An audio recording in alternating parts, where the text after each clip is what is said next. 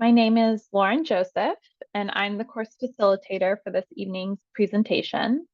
During the day, you can find me at Newsweek as their director of photography and also as a freelance photo editor. Before we get going with Mackenzie's presentation, just going to cover some Zoom logistics. Firstly, this session is recorded. After the event, you will receive an email with a link to the recording. The recording will also be posted and permanently available on the Santa Fe Workshop's website under Creativity Continues.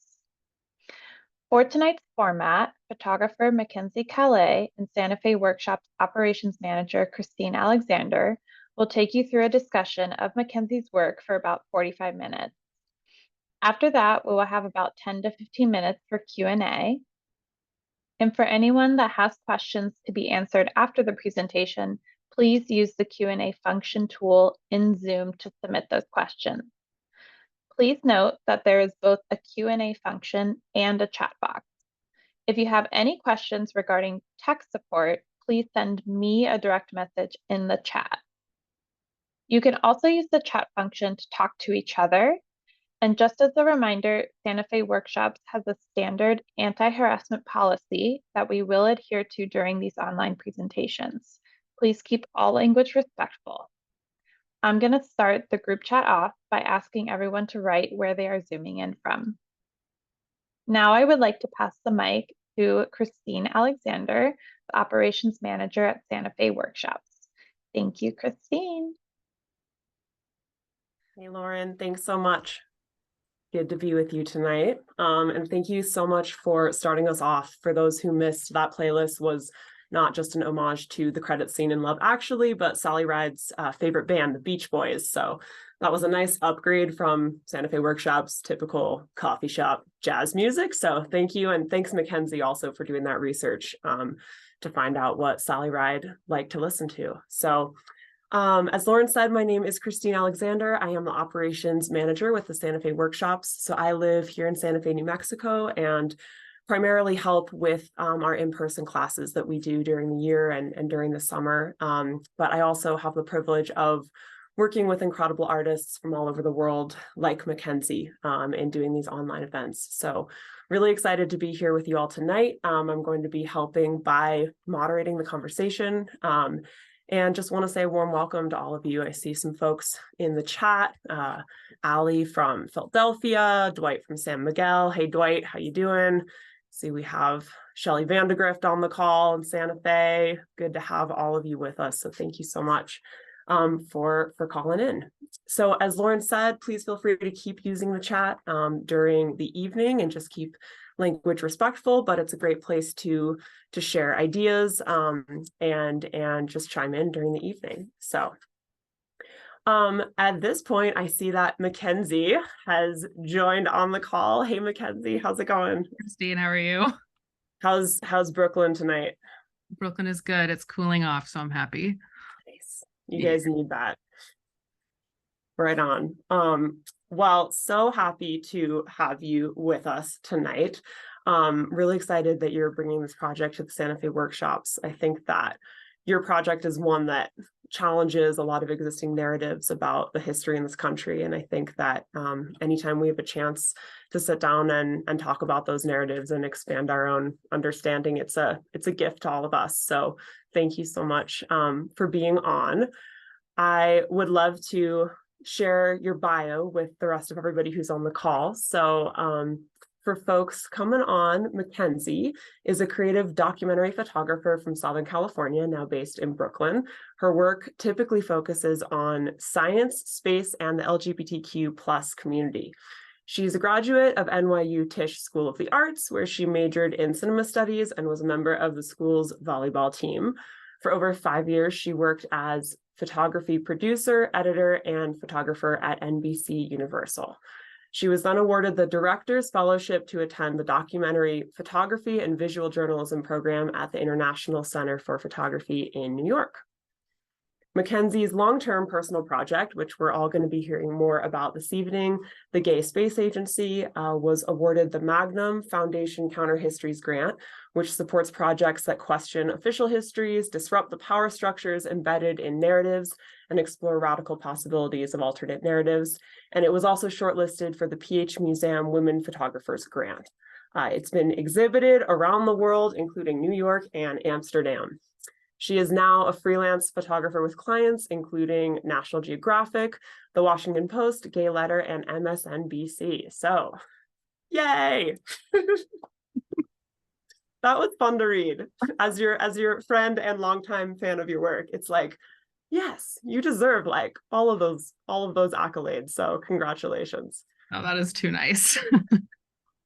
I just want to start by saying that the title for this event, the Gay Space Agency, is like probably my favorite title of any program we've ever done in Santa Fe Workshops programming history. We got like a message on social media earlier being like, I saw this and I thought that it was like an upcoming gay movie, and then I realized that it was real. I was like, right on. I'd watch that movie, but Okay, maybe one day. yeah, maybe that's like the goal. That'll be the like 10 years from now. We can chat about that. Yeah. That we're moving towards. Right Yep. on. Yep. Awesome. Well, yeah, I just want to say again, thank you so much for coming on tonight. And as a fellow queer person, I'm really honored to be talking about this project with you. So do you want to share a little bit about the project, or should we just dive into it? Get going. No, I just want to say thank you to Christine and Lauren for having me. I'm really excited in Santa Fe Workshops. I'm really excited to be here with you all and to share some of this work and the history. And so I think we can just start by diving in, if that's all right. Yeah, let's do it. All right, bear with me, everyone, for 1 minute. All right. And are we seeing that full screen? Yep, looks perfect. Sweet. Okay. So thank you again, everyone. I am really excited to share this project. It's something I've been working on for almost 2 years now, and have been really interested in for a little bit longer than that. So I'm excited to share a lot of the research and the work that's been done. So I guess with that, I will dive right into it. So I've always been really interested in science and space ever since I was a kid. And Sally Ride was someone that I always looked up to. She was definitely a role model for me in many ways. But I didn't know that she was queer. I found that out in 2021, early that year, and that is really what sparked my interest in the subject. She actually came out in 2012 via her obituary. So in her entire life, she was never open about her sexuality. And she had a female partner of 27 years, Tam O'Shaughnessy. And this was them on a trip to Australia together. And they co-ran Sally Ride Science, which promoted women in science, but they were never open about their full relationship. And so that really struck a chord with me. So I want everyone to take a look at these ink blots for a minute and think of what first comes to mind. Just give you a couple seconds. I'm going with like crustaceans of some sort. They look like they could start like crawling. The bottom right one to me always looks like a crab. That's kind of the first thing that comes to mind. So if you thought of anything related to feminine anatomy, you maybe could have been an early astronaut. So after I had looked more into Sally Ride's life, I started researching this topic a lot more. And that's actually when I discovered that early astronauts were required to take 2 heterosexuality tests. So the original astronauts in the Mercury, Gemini, and Apollo programs were all required to take these tests, and the Rorschach ink blots were one of them. They were actually expected to see feminine anatomy to almost prove, I don't know if that's something you can even do, but that was kind of the expectation of the day. So just to clarify, it was part of their screening in order to be admitted into further steps of becoming an astronaut. Exactly. Yeah. So basically, anyone who was invited to almost try out to be an astronaut would have gone through this screening. So it was something where if you had been suspected of being gay, you would not have been selected to be an astronaut. And I'll talk a little bit more about that screening a little bit later as well. And so this was actually the second of the heterosexuality tests. It's called the EPS test, the Edwards Personal Preference Schedule. And so they were given a series of over 100 questions, and they tested for 14 different categories of personal psychological criteria. And heterosexuality was one of them. And I think 14 of those questions were used to rank their sexuality. And a lot of them included the phrase opposite sex. So it's like, I like to kiss people of the opposite sex. I like to be in love with people of the opposite sex. And so this, I just, to be at the time, I can't imagine going through this, but you're also very aware of what they're looking for. That's not a veiled attempt necessarily to hide what they're looking for in an astronaut candidate. And this was 1959, just to give a little bit of a time context. And this continued through to the end of the 60s. So any man who walked on the moon would have been subject to these tests as part of their screening.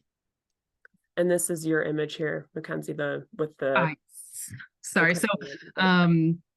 So the project is a mix of original photography and archival material.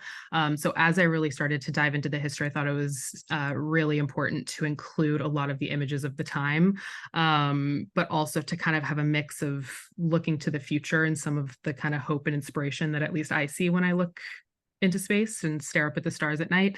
And so this is actually a photo from Mono Lake in California.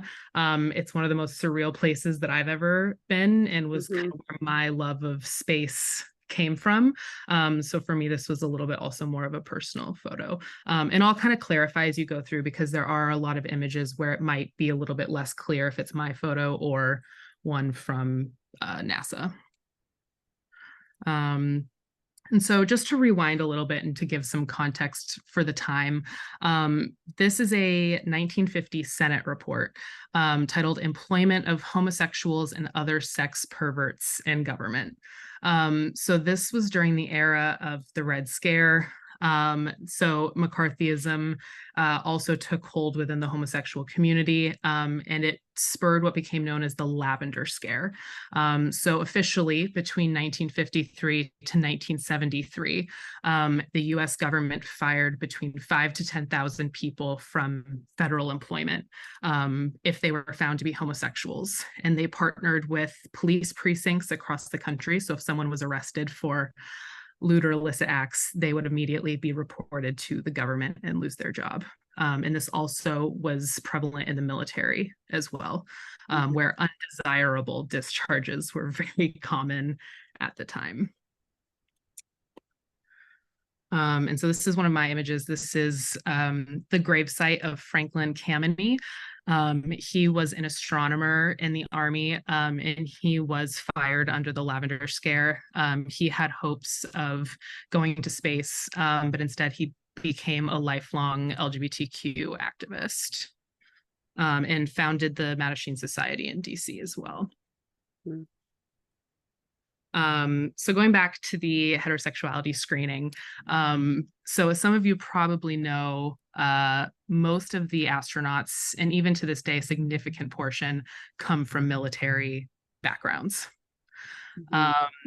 And so especially all of the early astronauts, so everyone in the Mercury, Gemini, and Apollo programs, they were almost exclusively also military pilots.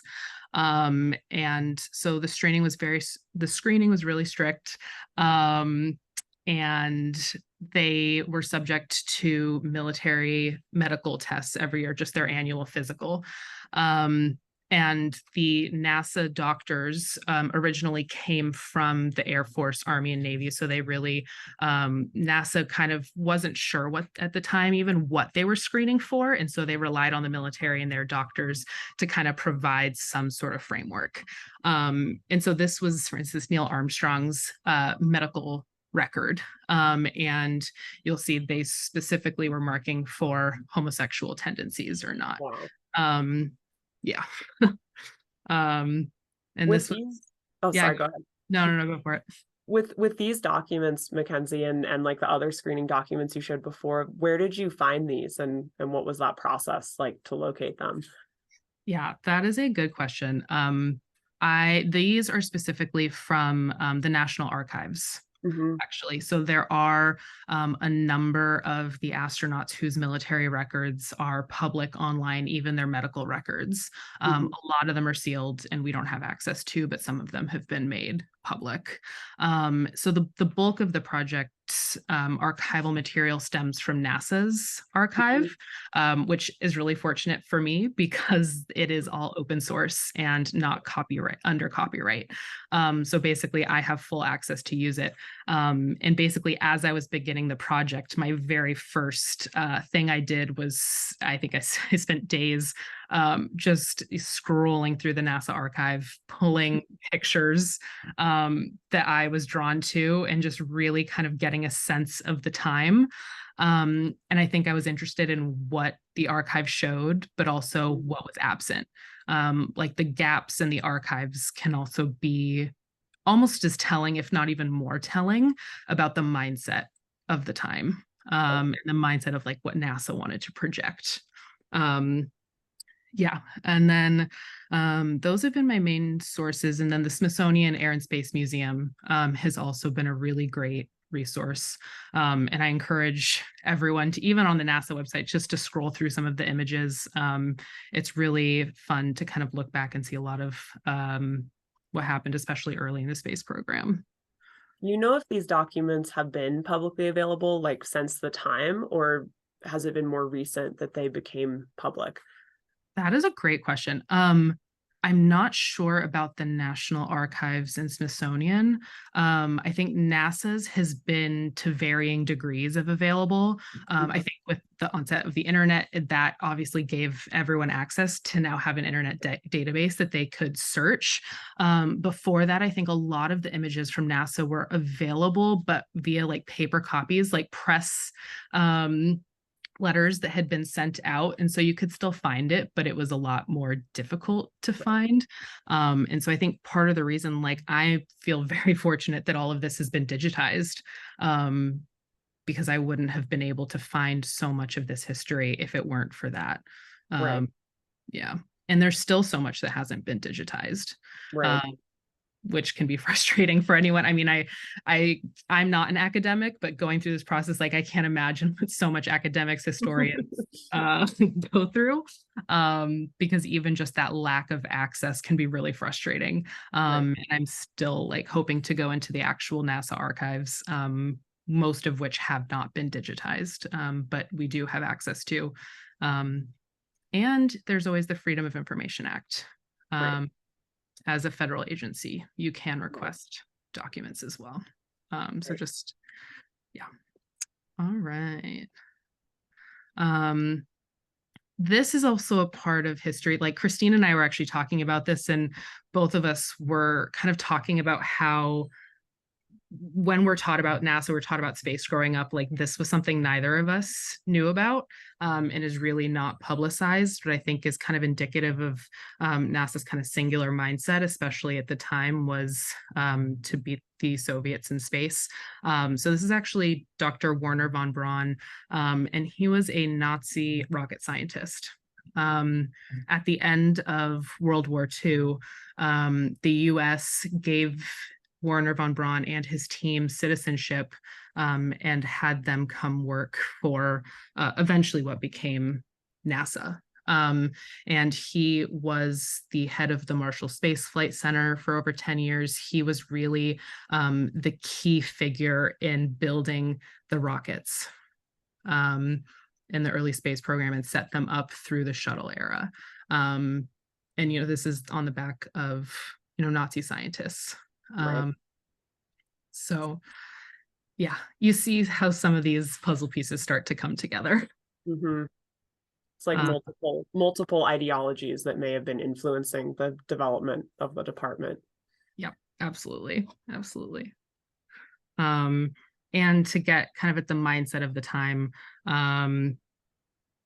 I can't fully read this quote because I have a small screen blocking it, but essentially this was from a medical team with the Air Force at the time, saying that, a plane is a phallic symbol, and that, it's a defense, flying is a defense against latent homosexuality. And this was really common. They actively were, I think, they were actively conscious about excluding any homosexuals from the Air Force, and they thought that anyone who was especially trying to hide it would overtly try to kind of become a pilot and become almost the most manly of men. Wow. Yeah. Yeah. I have to absorb that one for a minute, but it's, yeah. And we'll get back to that a little bit later too. But on top of this too, all of the early astronauts to this day were training in Texas, launching from Florida. And so when you are in that environment too, the cultural impact does not allow as great of access to be your open self. And so this is from Kennedy Space Center just before a SpaceX launch. This is one of my pictures, as are these. So these, I drove around in the rain right outside of Johnson Space Center in Houston. And these were astronaut homes in the 60s. Neil Armstrong's, for instance, is the second row in the middle. And these are all within maybe half a mile of each other. So pretty much all of the astronauts lived in like one of two neighborhoods that was about a mile from Johnson Space Center. And part of the reason for that too is because they were always in the public eye. Right. The right stuff. They were expected to kind of be the epitome of the American hero. And their family was expected to kind of perform that role as well. Press pools waited in their front lawns. Their wives were under scrutiny. They had deals with Life magazine. And part of the nice thing for the wives being so close was that they actually became each other's support system. Most of the men spent their time either training or in Florida. Many of them were known to have extramarital affairs. Very few of their marriages survived the astronaut program. And the wives actually formed the Astronaut Wives Club. It's a book and also actually a TV show, if anyone is interested, literally called the Astronaut Wives Club, which I do recommend. And you see kind of the impact that it had on them and their lives as well. Recipes. But I think what that also really speaks to is how scripted NASA's narrative was. Right. Yeah. And even through the archives, it's kind of like that is what is shown in the archives is the exact message that they want to project. Is kind of that all-American, happy men, happy family. And every single piece in Life magazine that went out, NASA approved. So there was very little that was not part of the script, so to say, at the time. Sounds like a pressure cooker also, just I'm sure at work and at home. What was it like looking at the houses? Like what struck you about the neighborhood? What stood out? It felt so insular. Like it really felt like you were almost going back in time, because these were all built, I think, in the 50s and 60s, as like new neighborhoods. And you almost felt that pressure. like you almost felt like, okay, one of the parts of me being an astronaut and being in an astronaut's life was to live in these houses, in these neighborhoods. Like very few different didn't. And so it was almost like a rite of passage to like move into these neighborhoods and to start to compete. And the wives did compete too, of like who, you know, which astronaut, not only who's, you know, going to be famous, but it was like who could get the flight. So it was one thing to be selected as an astronaut and another of like who's actually going to get those prized flights, who's going to be the first American man, who's going to step on the moon. And that was also really difficult, and just put them under enormous pressure. Yeah. So to give an idea, these are some of the images in NASA's archive of the astronauts and their families. So this is Alan Shepard, who was the first American man in space, and the second person in space. And here's more. These were also like inside some of these homes that I saw from the outside. This is Deke Slayton and his family. Oh my God. Nice bear rug. The bear rug always gets me. And he's really significant too, because he was actually selected as one of the original astronauts. So he was one of the original 7, but because they found a heart defect after he was selected, so he actually became the head of the astronaut office, which meant he was the person picking who got onto each flight. So ultimately, he was kind of the end all be all almost of selecting astronauts and then picking on which crews they would be on as well. So everyone kind of wanted to be on Deke's good side. And therefore also his wife kind of became the unofficial head of the Astronaut Wives Club. But he was not the most accepting of men, of women in these roles, or of anyone outside of the white male test pilot at the time. I mean, I think these photos are the visual representation of what NASA wanted the narrative to be, right? Like nuclear family, all white, got a couple dogs in there. Like this, I think this is the visual to what you're talking about. Yeah. It's like you can look at these pictures and you understand like what they were trying to project of like of the home life for the astronauts. It was kind of the bravest men in the training and then kind of the all-American at home. Yeah. Another factor, which is, it's funny, not funny to me, but the Gemini program, so the second program, they went from 1-man capsules in Mercury to 2-man capsules in Gemini. And this was also the first time that they started to do longer missions.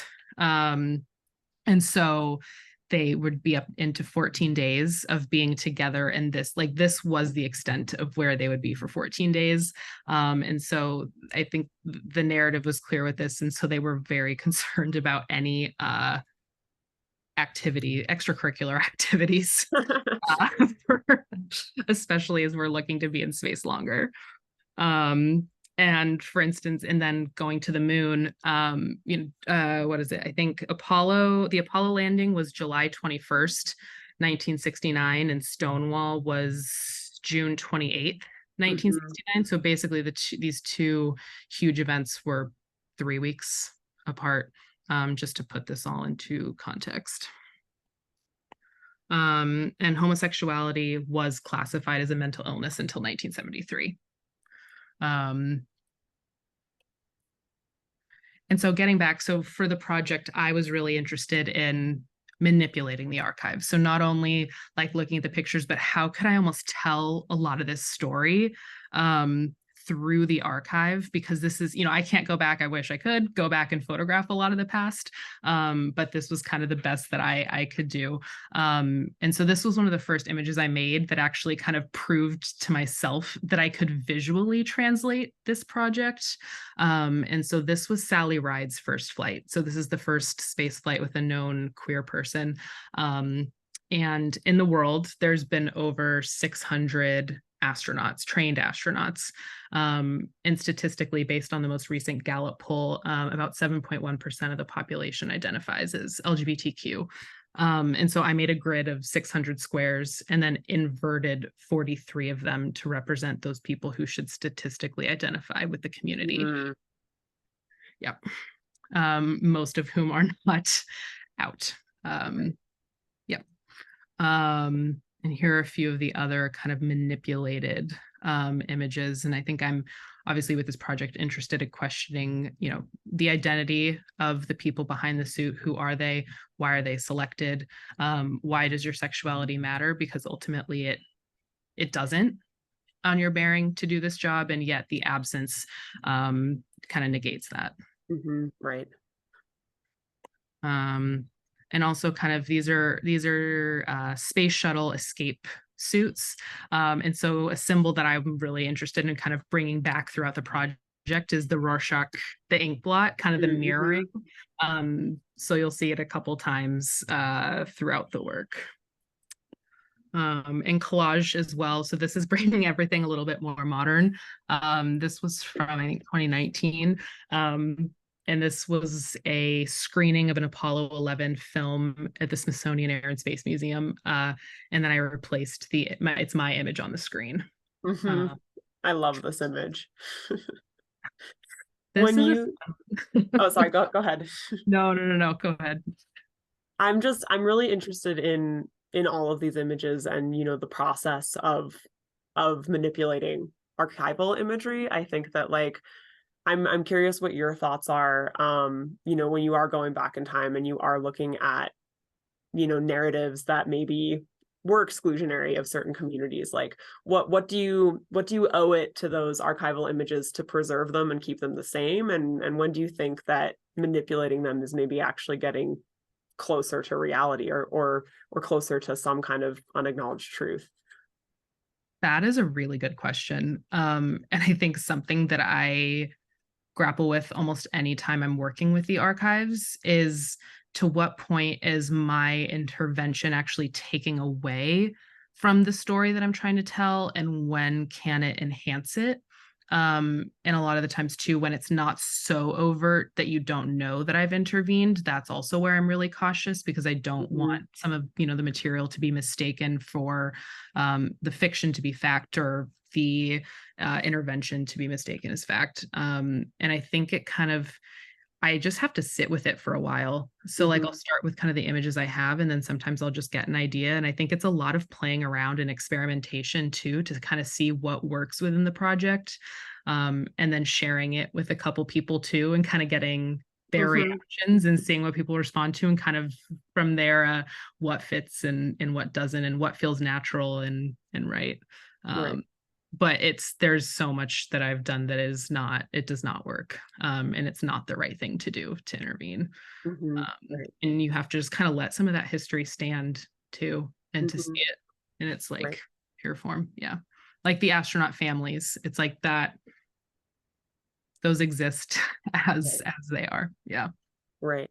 It sounds like you're saying too, that sometimes you can just claim the fact that you manipulated it as part of what you're doing, going back and rewriting a narrative or re-exploring a narrative from a new angle. So manipulating the photo kind of creatively makes sense from that perspective, and just owning that as part of the process as well.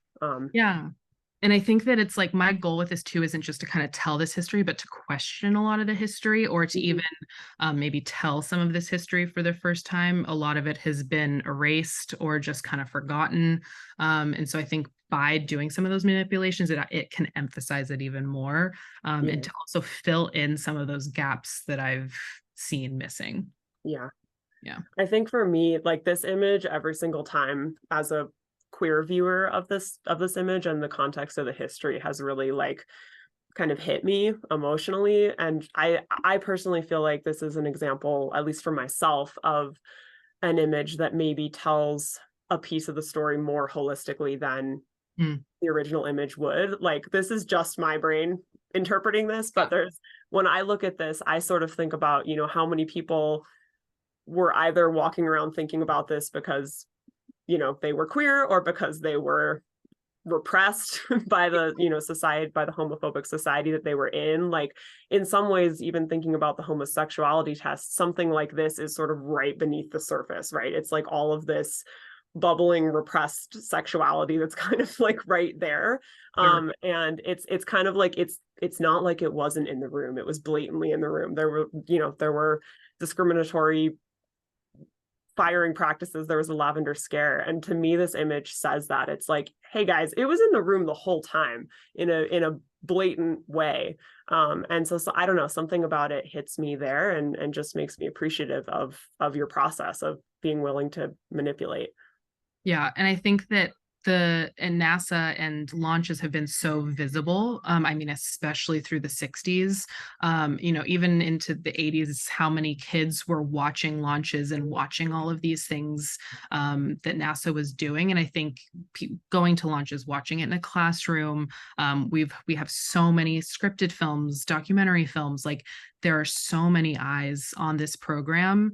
And sometimes, like, I also can't help but wonder, like, what if there was one queer astronaut, like the most visible of one of the most visible programs in our federal government, and what impact that could also have.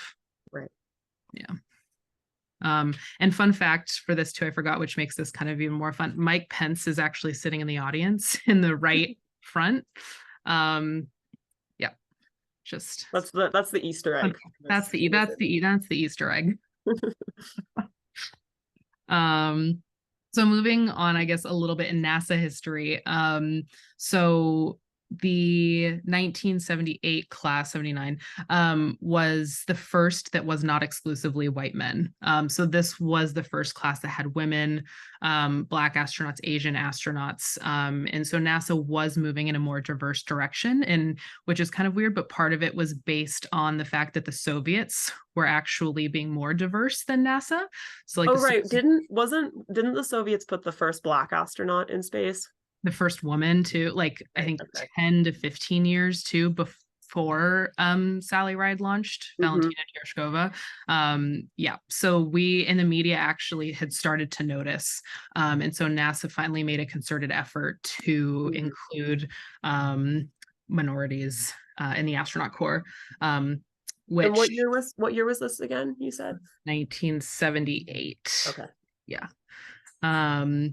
And so this was the start of the space shuttle program as well. But fun fact, the Lovelace Clinic was actually where they did all of the original medical testing for the astronauts in the Mercury, Gemini, and Apollo program.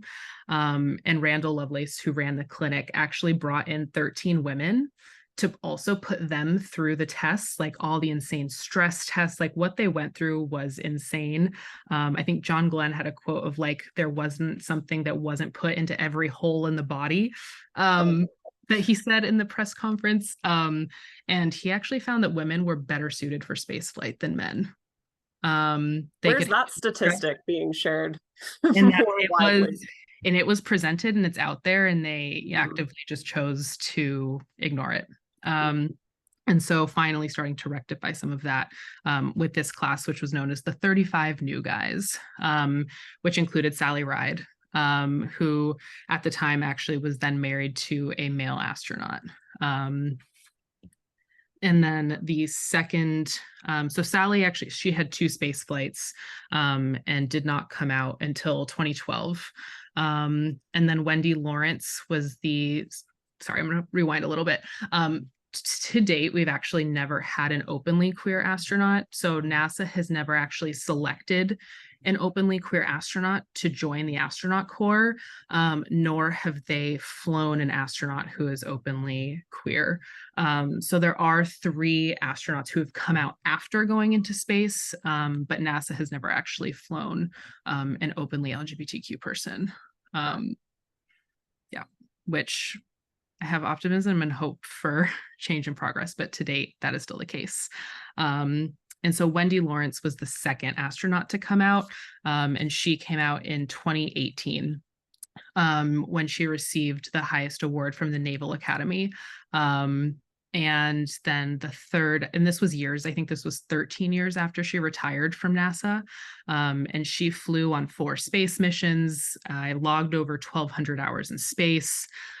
She was a naval helicopter pilot. And she was actually also the director of operations for NASA in Roscosmos, so in the Russian Space Center, and which is also, I think, a huge factor as to why astronauts largely keep their sexualities, if they are queer, hidden. just because of that close partnership with the Soviets and the Russians. Mhm. And then the third astronaut is Anne McClain. And so she was actually outed by the media in 2019. So her wife had filed a complaint against her, saying that she had illegally accessed their bank accounts from space. It drama in space. Wow. Yeah. Where's the Netflix miniseries based purely around that plot line? We'll start writing one. Yeah. But so was it like a non-consensual, like the media got a hold of this and outed her essentially?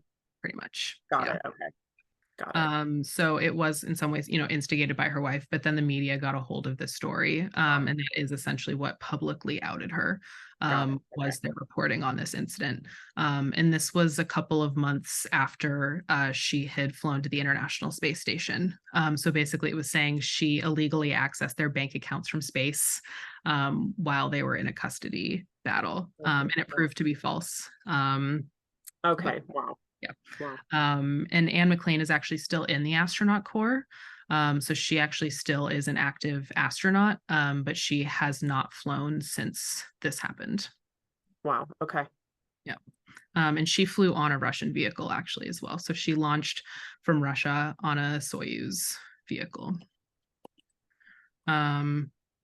And so going back to Sally, though, as I think she's a really central figure to this project, she is the first known queer astronaut. And then this past June was the 40th anniversary of her first flight, coinciding with Pride Month. And so I was really fortunate actually to get to photograph some of Sally's artifacts at the Smithsonian Air and Space Museum. That's amazing. I was pinching myself. It was amazing to see some of these artifacts. Like I had been looking at them for so long, and so finally to be able to see them in person and to photograph them. And icing on the cake was to be able to work with National Geographic for this. And so these photos and a story on Sally and her life were published online with National Geographic. And it's actually coming out in this October issue. So if anyone is interested, get the October issue of National Geographic. It is a space-themed issue, so very, very appropriate. Congratulations, Mackenzie. That's a really great honor to photograph and really amazing project. Yeah, that's really coming out this October, so in a couple weeks. Yeah, a couple weeks. Cool. Yeah, and so this was her flight jacket. So this was from her first space mission in 1983. And so I got to photograph, so many of her artifacts. This, her tennis racket, which is actually where she met her partner, Tam. So they met when they were teens on the tennis circuit in California. And they actually became lifelong friends with Billie Jean King. Tam actually worked for Billie Jean King for a while. Yeah, so kind of interesting like tie-ins. But one of the reasons they ultimately did decide also not to come out, I think, is because of seeing Billie Jean King be outed and to go through the media pressure, the death threats, and everything else that she went through, and to be so close to her. And to see that, I think, definitely contributed to one of the reasons why they decided not to make their relationship public as well. So yeah, no, go ahead. Just on that last point, like when I think about the story of Sally Ride, I mean, I don't necessarily think it's a happy ending. I mean, I think coming out in your obituary is, speaks to a lot of weight, right? Like your whole life lived in the closet or not being publicly who you are. And I'm just curious, like what the emotional experience was for you photographing these objects, and if you felt that while you were doing so. Yeah, I definitely did. And I think like she and Tam, I think, had a beautiful life together, so full of so much love. And I can't imagine what it was like, though, to keep such a significant part of your life and such a beautiful part of your life private.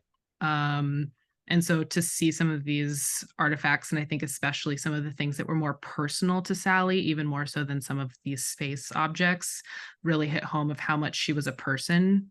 And she's not just, the figure that we all kind of look up to, but it kind of all of those things of, her likes, her interests. And she's someone who went through so much every day.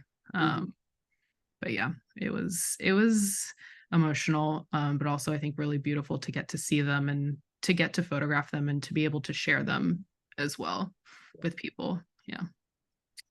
Just a quick time check, probably in about 10 minutes, we'll want to switch to the Q&A. And also folks out there in the audience, if you all want to start putting any questions for Mackenzie in the Q&A feature down at the bottom, we'll switch to that in about 10. So yeah.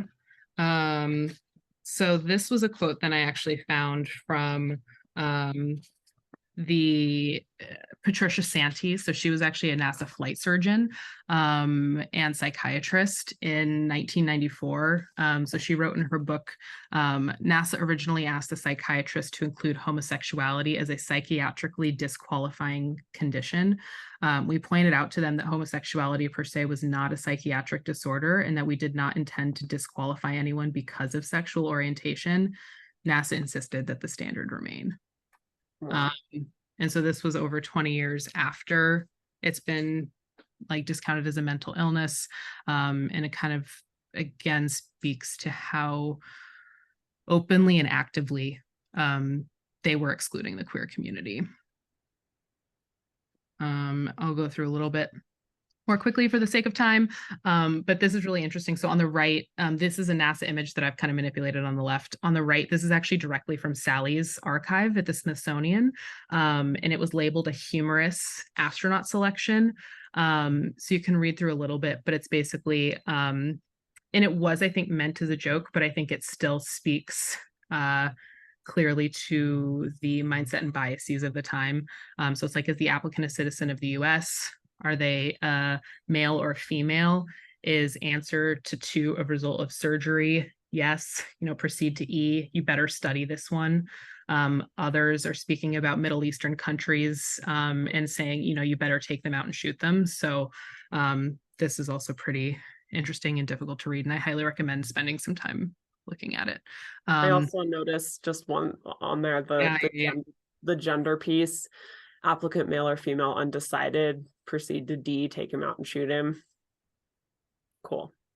Yep.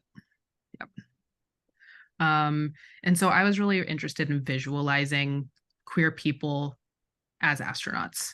And one of Sally's most famous quotes was, "You can't be what you can't see." And so I found Out Astronaut, which is actually a group that's separate from NASA, that sponsors one early career individual in the STEM fields to go through astronaut training. And so I've been lucky to work with them now for about 1.5 years and photographing a lot of their training. So this was underwater doing like neutral buoyancy lab, like a simulated spacewalk.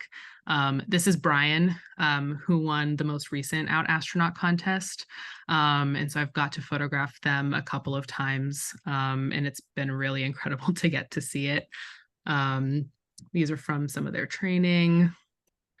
This is Brandy, who is also going through training. She's actually the chair of Out Astronaut.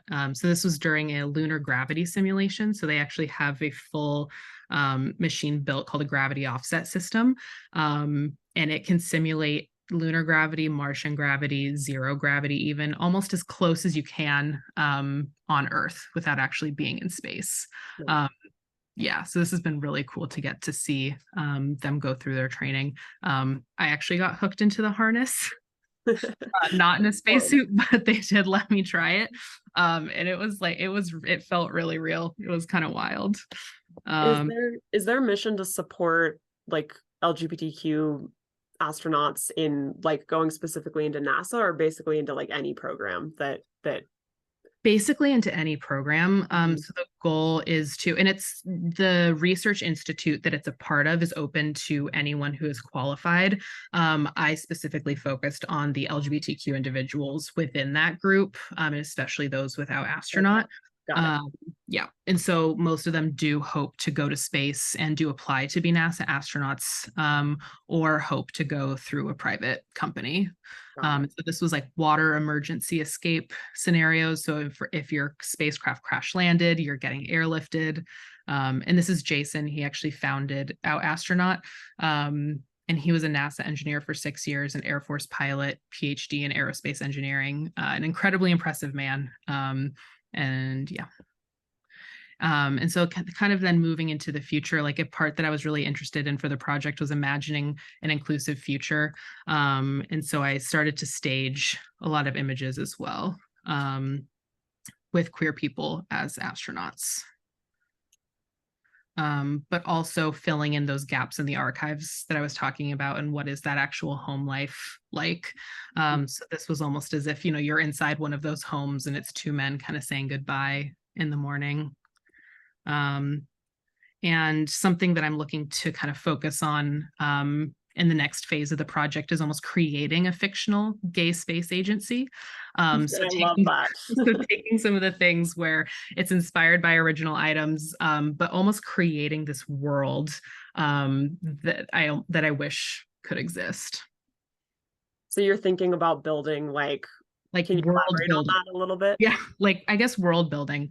So it's kind of diving into the past a little bit, as if NASA had been inclusive, and moving forward to where it's almost an agency fully made up of queer people as astronauts and in space. I love that. This is like a example of a real astronaut, Charlie Duke, left his family photo on the moon. So I immediately was drawn to that. Sorry if you guys can hear the music outside my window. And so I kind of threw this, everything in the project's either is archive or original photography, but this is the only AI portion. So I used AI to generate this family photo, and then placed it as if it's kind of on the moon. Right. And recreating some of the original images as well. So on the right is the original 7 NASA astronauts. And then on the left is my version with queer people in their place. Wow, And then in the background is the Apollo 11 celebrations in New York. There was huge ticker tape parades all the time. Just one thing. Yeah. No, you're good.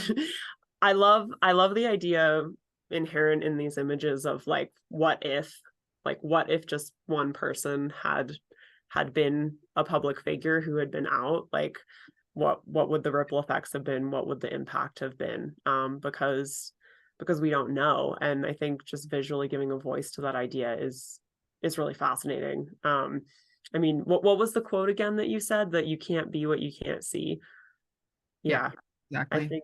I think it's just it's almost like, I feel like there's some shows like Hollywood, that play with what if Hollywood had cast, actors of color earlier in the process, or supported queer writers, and thinking about that, and then also thinking about, oh, how can we do that now? How can even if we can't change the past, what's the next step?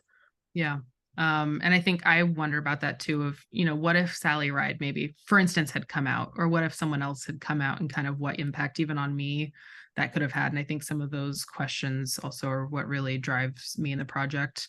But I also think to that extent, with all of this work, space is fun, and it is, to me, inspiring, in a place where you can kind of let your imagination run wild. And so that was something that I really wanted to kind of keep throughout, and I hope you can feel throughout a lot of this, was kind of that, the fun, the hope, the imagination that kind of space offers, and hopefully that can also help guide us moving forward. Yeah. I think you're right. I mean, I think space and space travel are huge inspirations for so many people all over the world. It's kind of like a human collective feeling, and why can't we harness that to be more creative? Yeah, absolutely. But at the same time, it is still exclusionary, and we still see this. And this was a quote from last year in a study done about the LGBTQ community at NASA.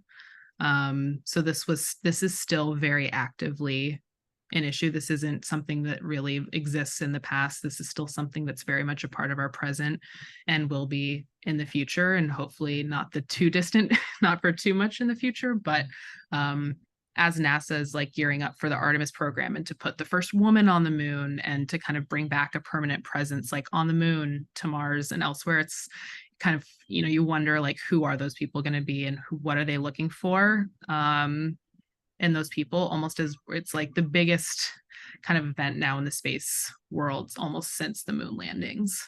So it's really exciting, and an opportunity for change, but I'm curious what will actually happen. Mm-hmm. Yeah.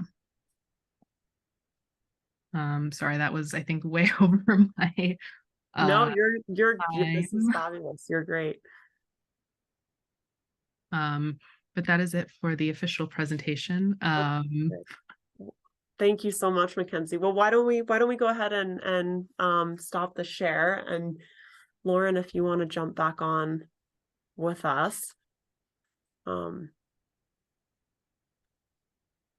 Great. So hey, Lauren, thanks for coming back on. So folks, in our final few minutes here, maybe for the next 5-10 minutes, if you all want to take a few minutes and put something in the Q&A at the bottom, you know, that would be really great. So any questions that folks have for Mackenzie while we have her here with us.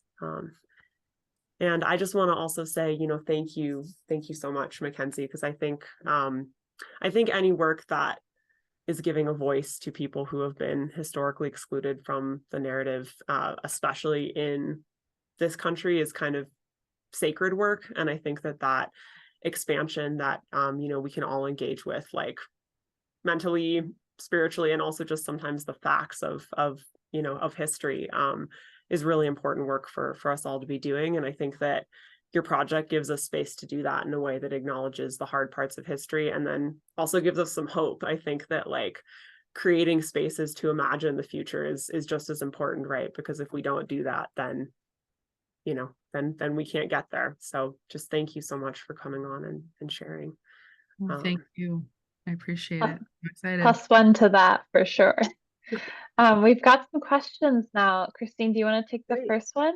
Absolutely. Great. So we have a question from Futaba in the chat. Hi, Futaba. Thank you for being on with us tonight. So Futaba writes, I keep thinking of masculinity as a measure of homosexuality. If men were too masculine, they were overcompensating. Was there an equivalent for women that you noticed in the archival photos, some forced femininity, or family photos of the women astronauts similar to those that the men had?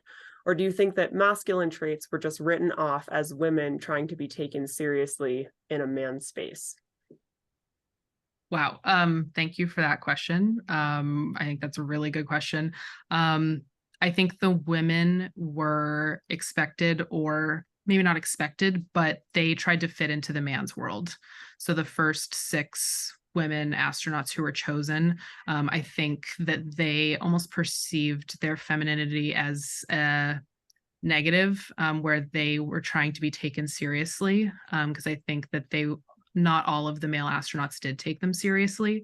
And so I think by showing some more masculine traits, or even just not being overtly feminine, gave them more credibility within the astronaut corps. And I think that eventually, though, I think within a matter of weeks, and I've spoken to a couple of the astronauts from the time, they basically had said like their work and how talented the women were became self-evident, and everything else kind of faded away, actually. And there wasn't a difference, and they didn't perceive that difference. But I think at first that was kind of the narrative that they had assumed. Mm-hmm. Great, thank you. Our next question is from Nicholas. Is NASA still trying to project the same images of its astronaut families? I ask because we have a certain amount of accepted situational homosexuality in other government entities among members, if not leadership. Could NASA handle being confronted with that, or would they hide behind their much smaller sample size and as an excuse not to examine it? I think it is not I think NASA still has a very similar image that they try to project. I think that the media's attention on the astronauts has been lower than it has been in the past. And so some of that is less at the forefront of media. But I still see, like, I've seen NASA videos where it's an astronaut with his son doing interviews with each other. And so I think that image of kind of the right stuff astronaut is still the message that is being put out into the world. And I don't see that changing anytime soon. I think there's something to be said for how science needs to be perceived, or they want it to be perceived so objectively, even though that's, obviously you can't separate yourself from your work. But I think that objectiveness is where they have that model that they really want to fit kind of people into this narrative. At the same time, NASA has become more diverse in a number of ways. It's just not a barrier that the LGBTQ community has been able to break through yet. Mm-hmm. I think that answered at least a portion of the question. Okay, next question, and thank you, Nicholas, for that. Next question is from Caitlin. This project balances a troubling exclusionary history with a sense of joy and hope, and sometimes even humor. What is your process of managing that tone? I think it's something that I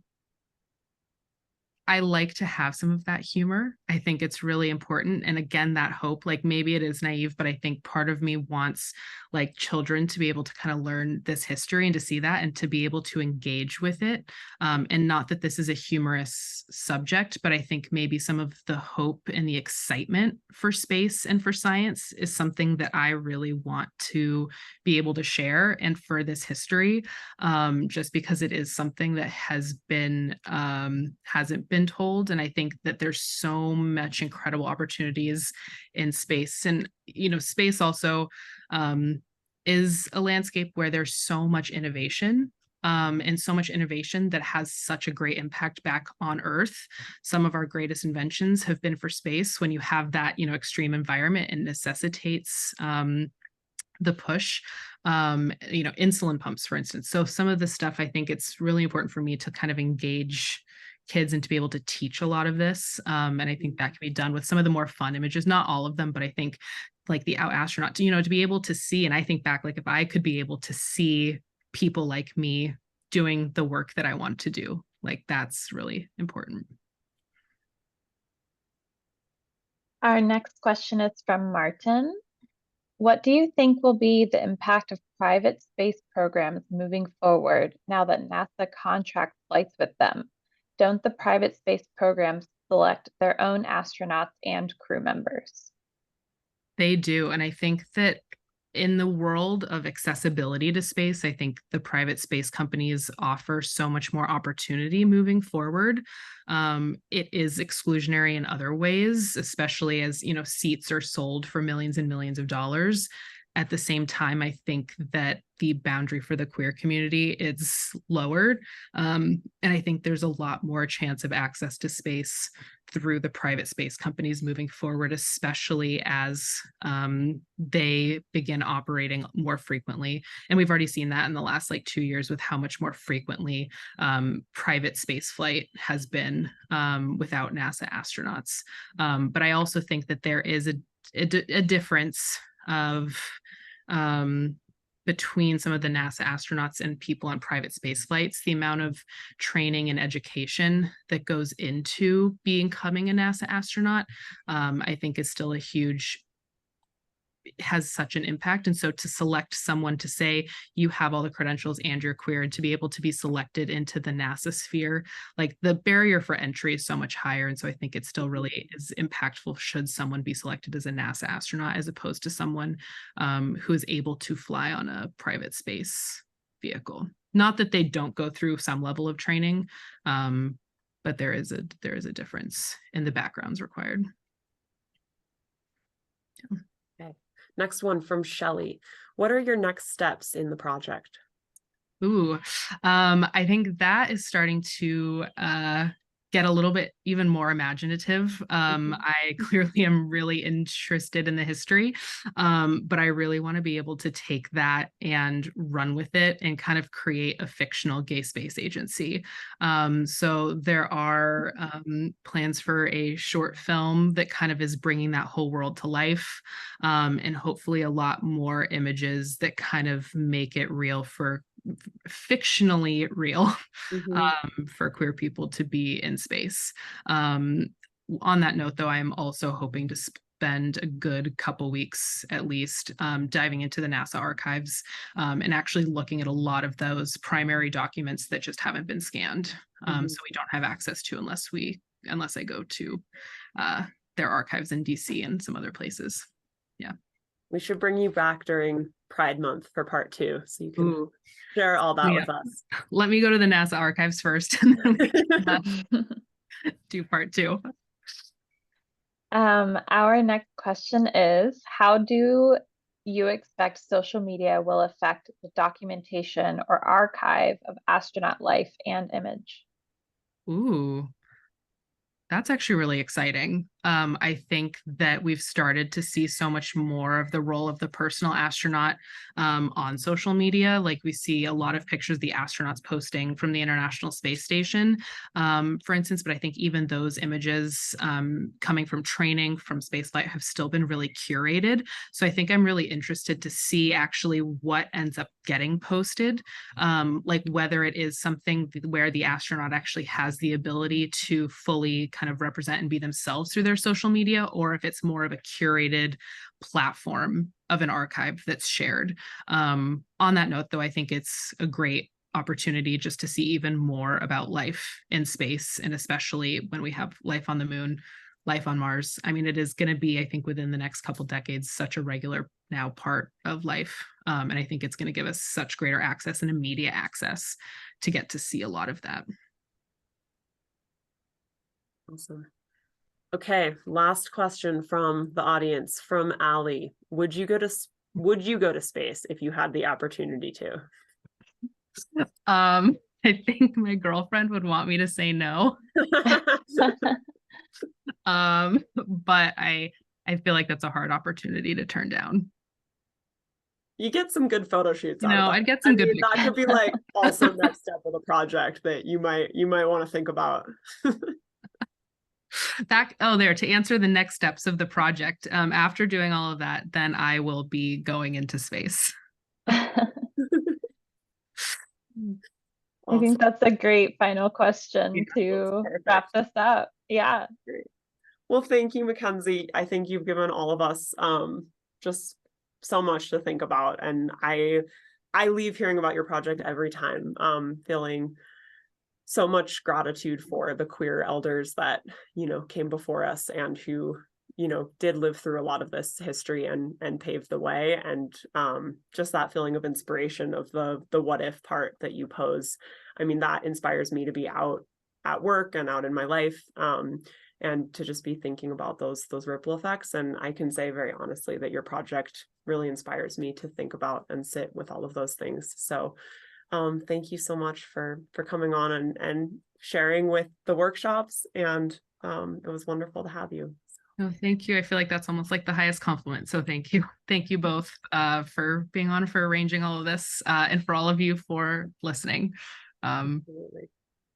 Well, folks, keep updated with Mackenzie's work. She is on Instagram, her website. Also, I will throw that link in the chat so you can see what is upcoming. And Lauren is bringing up our final closing slide here. Thanks, Lauren. So, folks, these are some of the upcoming classes that we have through the workshops and future events that we just wanted to take a minute and share with you. Perspectives Alana Selly is coming up on October 7th, and then Online Class with Fritz is a portrait class. And then the next event in this Free Creativity Continues series is going to be an overview of photographer Brendan Hall's work throughout the national park system. So he's photographed and made a film about all of the US national parks and what that process was like. So those are our upcoming events that we hope to see you at. And if anyone has any questions for me about the Santa Fe workshops, the kind of classes we hold online and in person, you're always welcome to reach out to me at Christine at santafeworkshops.com. So thank you again, Mackenzie, and Lauren, thank you so much for guiding us fearlessly through Zoom this evening. And for all of you listening out there, hope you have a wonderful evening, and thanks for joining us. Thank you all so much. Everyone.